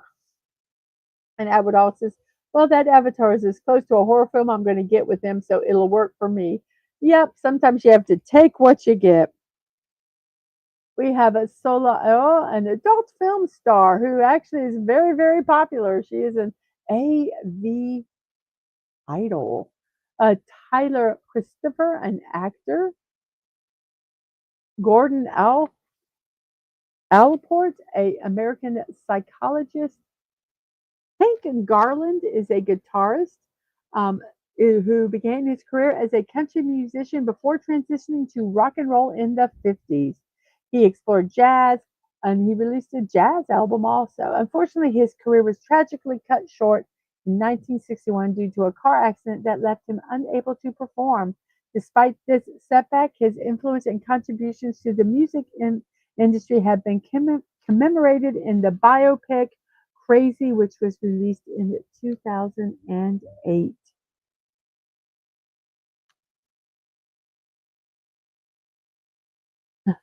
Atwood says, "I'm okay, but not really not wanting to work tonight." I get you. I get you. And we have some hellos. And yeah, sounds like the recycle was picked up today, Dad, man. I hear the truck. And we have some hellos. We have Mose Allison, a pianist and jazz musician. Sam Spiegel, a film producer. Maula Abdul Kalam Azad, an American independence activist. Charles IV of Spain, a former king. Vincent Colosimo, an actor. Melanie LaBerge, an actress. Stephen Lewis, a politician. Willie Parker, an American football player. Roberto Mata, a surrealist painter. Jill McCormick is a prominent figure in the philanthropic and activism spheres. She's known for her dedication to causes such as finding a cure for epidermolysis bullosa. which is it's a horrible disease which causes serious bruising.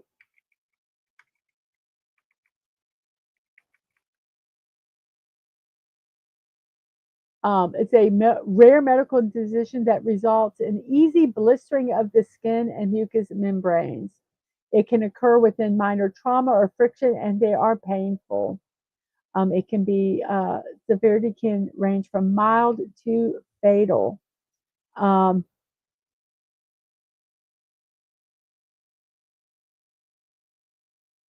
in the United States, let's see, let's see what some of the stats here. There has no cures. Basically, you have to care for the blisters. It's a fragile skin that blisters easily, and especially on the palms and the feet. Um, you can get blisters inside your mouth and throat, scalp blistering, um, skin that looks thin, um, just tons of things. I was looking to see if it had a like um, some stats, but I was curious how many cases there are, but it's a very rare. Um, so yeah, she is a uh, advocate of that. She's co-founder and vice president of EB Research. She plays a crucial role in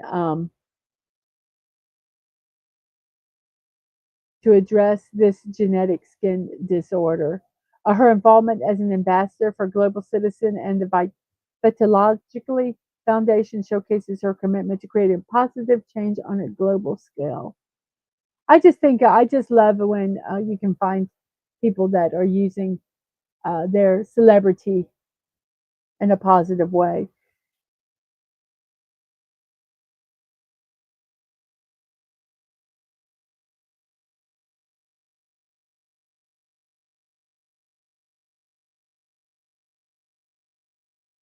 And Phantom says, I miss the feeling of not wanting to go to work because they won't let you go to work.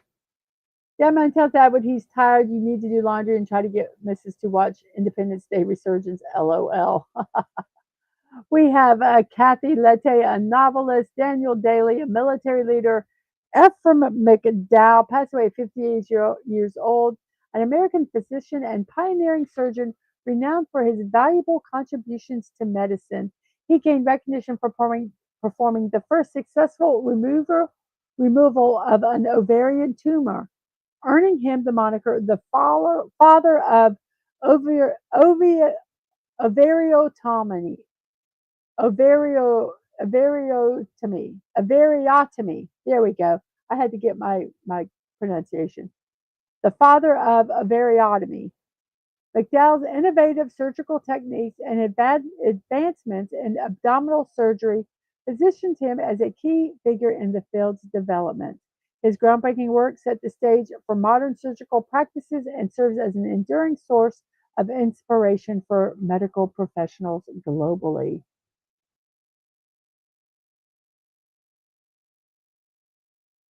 We have Kemal Sunal, a Turkish actor, Chris Holtman, a basketball coach, Fuzzy Zeller, an American professional golfer,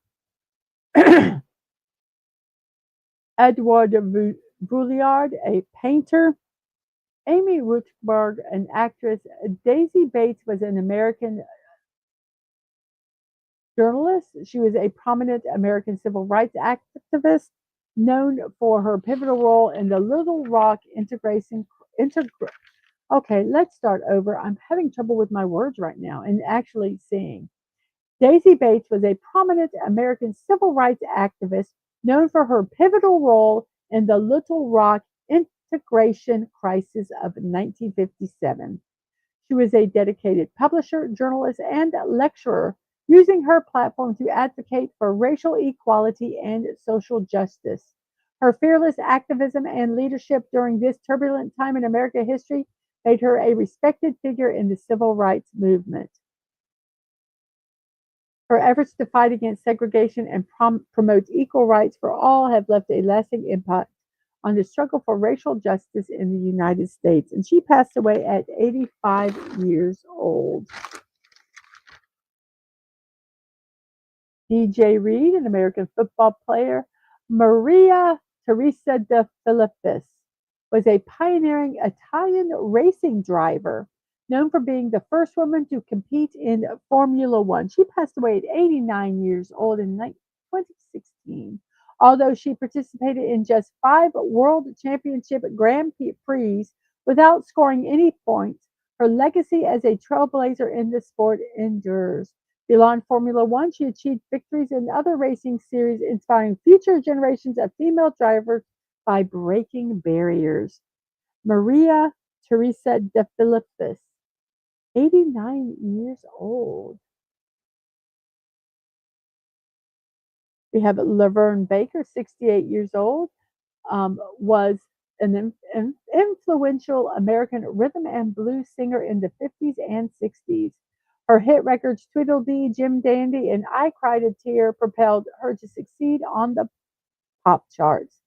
Her fiery blend of blues, jazz, and R&B showcased her captivating vocals, setting the stage for the rock and roll era. She was inducted into the Rock and Roll Hall of Fame in 1991. Her impact was felt with 20 songs on the R&B charts and Elvis Presley recording 8 of her tracks. So Laverne Baker, 71 years old today. And let's see. Atwood asked how Raymond was doing. He says, not doing much. I'm enjoying the day off. And Atwood says, I'll be in your shoes on Wednesday. We have Natalie Glebova, a Russian Canadian beauty queen. Johnny Walker, an actor. Chanel Hayes, a singer and model. William Proxmire, a politician. And Tom Dumoulin, a Dutch professional road bicycle racer. He has retired since from that. He was known for his exceptional time trialing ability and climbing skills. He excelled in prestigious races such as the Giro d'Italia, winning multiple stages and Grand Tours and earning medals at World Championships and the Olympics. He made history by becoming the first Dutch male to win the time trial at the UCI Road World Championships and the first Dutch Grand Tour winner in decades. Throughout his career, he demonstrated unwavering talent and determination despite facing challenges. Buddy Boeheim, a basketball player. Andrzej Bogucki, an actor. Sanju Sampson, a cricketer. Howard Fast, a novelist. John Gillerman was a filmmaker who passed away at 89 years old. He directed a variety of successful films, including notable titles such as Tarzan's Greatest Adventure, The Towering Inferno, and King Kong. He was recognized for his intense and perfectionist approach to filmmaking, often demanding excellence from his cast and crew. Despite his reputation for being temperamental, his skill in capturing both intimate moments and large-scale action scenes contributed to his success in the industry. John Gillerman passed away at 89 years old. Ellie Simmonds, a British former Paralympian swimmer known for her outstanding achievements in S6 events.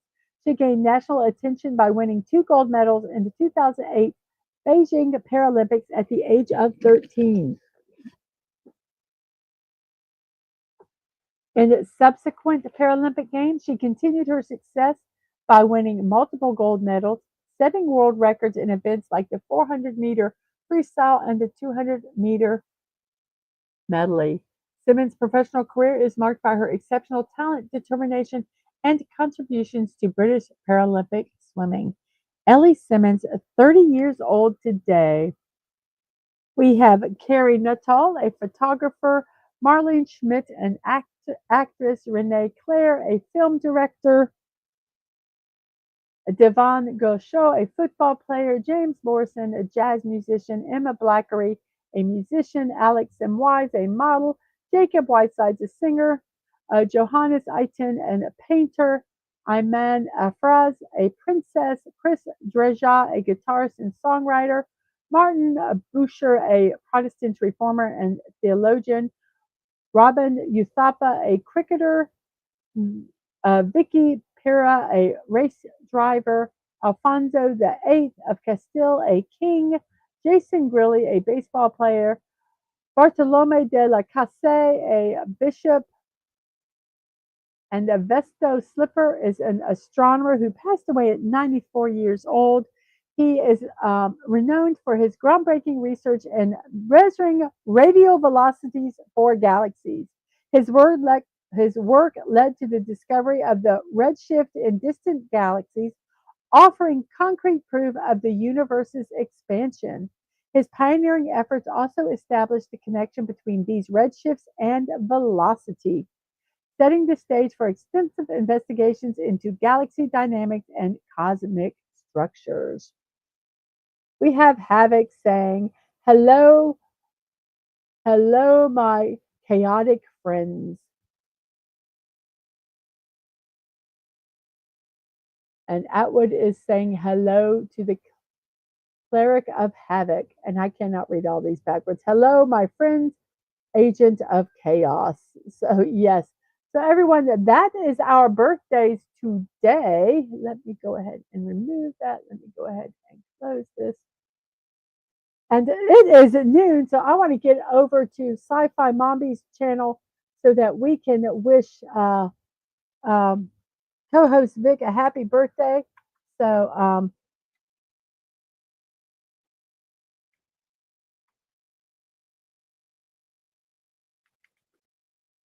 I'm going to quickly do our promos, and we will say goodbye because we've been 2 hours into this show.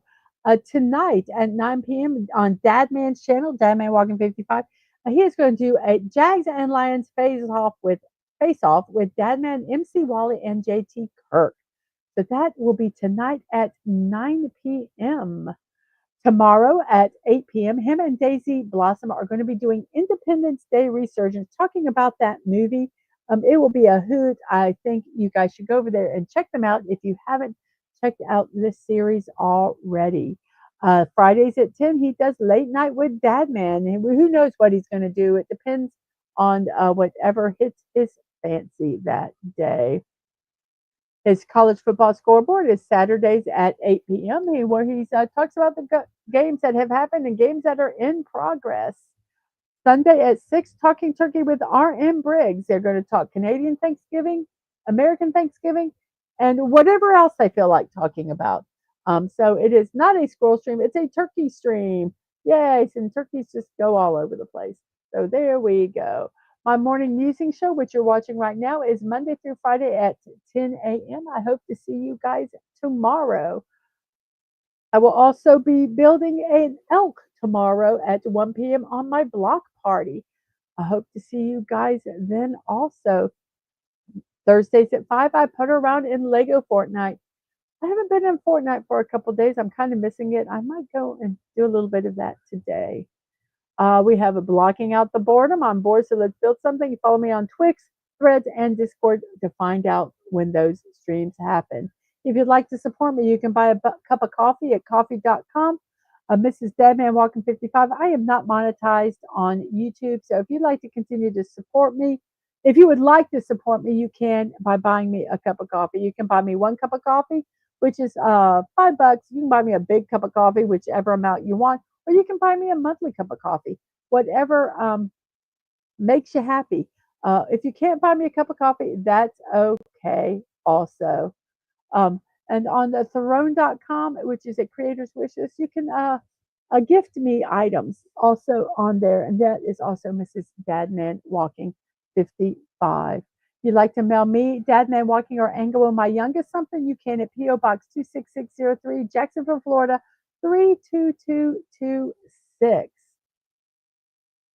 My streams and VODs, youtube.com at Mrs.DadmanWalking55, Twitch TV, Mrs. Dadman Walking, no punctuation, no numbers. My social media, Twix at MDadmanWalking, Threads at Mrs. Dadman Walking 55, no punctuation.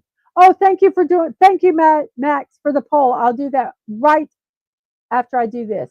And on Discord, you can send me a friend request at Mrs. Dadman Walking. I will accept that friend request, and then I will do an invite for my server. I'm going to say now, you do not have to join the server if you do not want to.